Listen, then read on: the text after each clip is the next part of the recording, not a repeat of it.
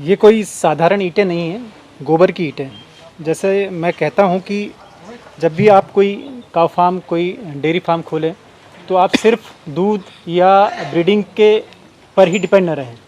आप इस तरह के कुछ नए बिजनेस मॉड्यूल भी क्रिएट करें ताकि आपका जो एक मॉडल है वो सफल हो सके। तो हम इस ईंट के बारे में, ये गोबर की ईंट कैसे बनती है, इसका इस्तेमाल कहाँ कहाँ होता है, ये सब कुछ आज मिलन जी से जानेंगे। तो मैम, इसके बारे में कुछ जानकारी दीजिए दर्शकों को कि ये क्या है और कैसे तैयार होती है आजकल, और इसका इस्तेमाल कहाँ कहाँ होता है। बिल्कुल, जैसे पुराने घरों में आप लोग गाँवों में अगर याद हो तो मिट्टी की दीवारें भी होती थी और आगे भी गोबर से लिपाई होती थी।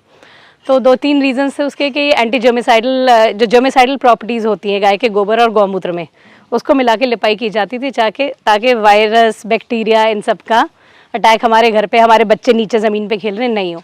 और दूसरा, वो घर एकदम गर्मी में ठंडे और सर्दियों में गर्म रहते थे, क्योंकि इनकी गोबर की खास प्रॉपर्टी है, गोबर और मिट्टी की, कि वो इंसुलेशन प्रोवाइड करती हैं, जो सीमेंट और ईंट की दीवारें नहीं करती।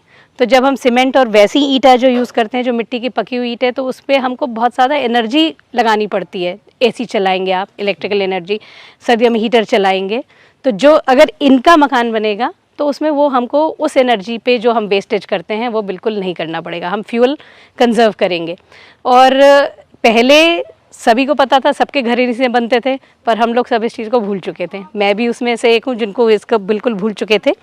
तो इसकी ट्रेनिंग मैंने खास डॉक्टर शिवदर्शन मलिक जी से ली, जो इसमें महारत हासिल है उनकी, और अभी और भी वो संशोधन करते जा रहे हैं इसमें, और IIT दिल्ली के साथ भी कुछ आगे कार्य कर रहे हैं इन ईंटों के बारे में। तो इसमें 80% गोबर का इस्तेमाल होता है। सबसे बड़ी चीज़ यह है कि 80% गोबर का इस्तेमाल है। तो कोई भी अगर डेयरी फार्म या पशुपालन में आता है और देसी गाय पाल रहे हैं, तो उनके लिए एक आय का बहुत अच्छा ज़रिया बन जाते हैं, क्योंकि इसके लोग अब फ़ायदे जानने लग गए हैं। और जैसे मैंने पहले भी और एक आध बार बताया कि आप लोगों के माध्यम से बहुत सारे लोग और अच्छी चीज़ें इसके बारे में जानते हैं। 80% गोबर, कुछ और जो इसमें चीज़ें मिलाई जाती हैं, चूना है और कुछ किसी तरह की जो है, तो उस पर भी डॉक्टर मलिक अभी भी और संशोधन करते जा रहे हैं। तो हर बार और बेटर और अच्छा और इम्प्रूव प्रोडक्ट आ रहा है।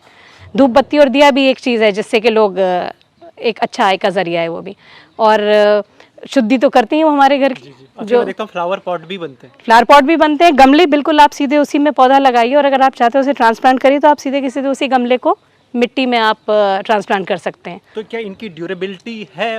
इनकी ड्यूरेबिलिटी है, मैं इनकी जो लैब टेस्ट रिपोर्ट है वो भी है मेरे पास। अच्छा। और जैसे ये जो हैं, ये हम धीरे धीरे ट्रायल भी, वो भी थोड़ा एक आध बार हमने ख़राब भी की शुरुआत में, क्योंकि हम केवल ट्रायल पे थे, तो हमने भट्टे वाले से ही किसी से हमने एक इसके लिए सांचा भी मांग लिया। अच्छा, जो उन्होंने हाँ बहुत खुशी से हमें दे भी दिया कि आप ले लीजिए। अच्छा, नीचे संगमरमर है और दाएं बाएं जो है ये लकड़ी है।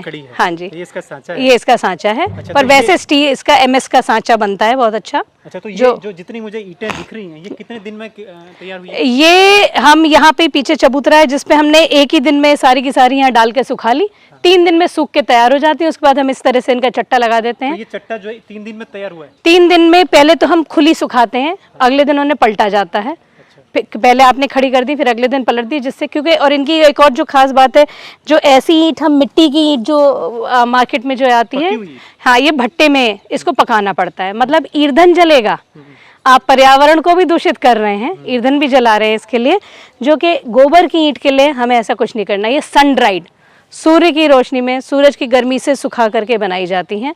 और इनकी कंपैरेटिव रिपोर्ट, लैब टेस्ट की रिपोर्ट है, जिसमें इनकी compressibility, water resistance, fire resistance सब कुछ है। मैं एक चीज़ महसूस कर रहा हूँ, ये बहुत भारी है, 1.5-2 किलो की होगी। बिल्कुल है। ये मुझे लगता है 1 किलो की भी नहीं होगी। बिल्कुल। तो ये तो अपने आप में मुझे लगता है जो भूकंप की जगह जहाँ क्षेत्र होंगे वहाँ बहुत फायदेमंद, वहाँ बहुत फायदेमंद है। इससे नुकसान बहुत कम होगा। बिल्कुल। जैसे लकड़ी के घर बनाए जाते हैं काफ़ी भूकंप के क्षेत्र में, वहाँ अगर इसका प्रयोग किया जाए तो वो नुकसान कम होगा। दूसरा, ये जो मिट्टी की ईंट है, जो पीछे जैसे पहले हमारी पहले की बिल्डिंग तो इसी की बनी हुई है, मिट्टी वाली ईंटों की जो पकी हुई हैं, ये बिल्डिंग जब तोड़ी जाएगी, ये सब केवल पर्यावरण को दूषित करने वाला सामान है, किसी काम का नहीं है। अगर इसकी बिल्डिंग्स जो भी बनाया आपने, जो कमरा बनाया, जो घर बनाया, कभी आपका मन करे कि हम इसको और बदल के दूसरा बनाएं, इसे आप तोड़ेंगे, सीधी की सीधी खाद है हमारे लिए। ये कहीं से भी हमारे ज़मीन को, हमारी मिट्टी को कहीं से भी प्रदूषित नहीं करेगी। तो बहुत फ़ायदेमंद है और पशुपालकों के लिए बहुत अच्छा एक आय का ज़रिया बनेगा आगे। तो क्या आपने कभी कहीं कहीं पर इस्तेमाल की है इन ईंटों को? और इससे बने हुए मकान और जगह हैं जो मैंने देखे हैं। रोहतक में भी देखा है, एक बीकानेर में देखा है, और एक बिल्कुल पश्चिम बंगाल में एक बड़ी गौशाला है जहाँ पे उन्होंने इसके करीब 15-20 कमरे बना लिए हैं अरे वाह। और बहुत अच्छे बने हुए हैं। वैसे भी कहते हैं कि ना 100-150 साल पुराना जब से सीमेंट का इतिहास रहा है, तो इंसान में जो बीमारियां हैं उस घर में रहने के बाद, जो वहाँ से रेज निकलती हैं, जो भी उस माहौल में बैठने से जो आपके अंदर विकार होते हैं, वो सीमेंट से ज़्यादा बड़े हैं। बिल्कुल बड़े हैं। क्योंकि हम इस चीज़ को भूल गए हैं। ये भी आपने बिल्कुल सही कहा। ये भी इनकी एक विशेषता है। गोबर से लिपे हुए मकान या गोबर की ईंटों से बने हुए मकान, अब इसके साथ इनको जोड़ने के लिए हम कंक्रीट का भी इस्तेमाल कर सकते हैं और गौक्रीट का भी। गौक्रीट में भी 80% गोबर है, तो उससे भी ये अच्छी तरह से जुड़ जाती हैं। और अब वैदिक प्लास्टर भी एक मार्केट में अवेलेबल है जिसका भी बेस गोबर है।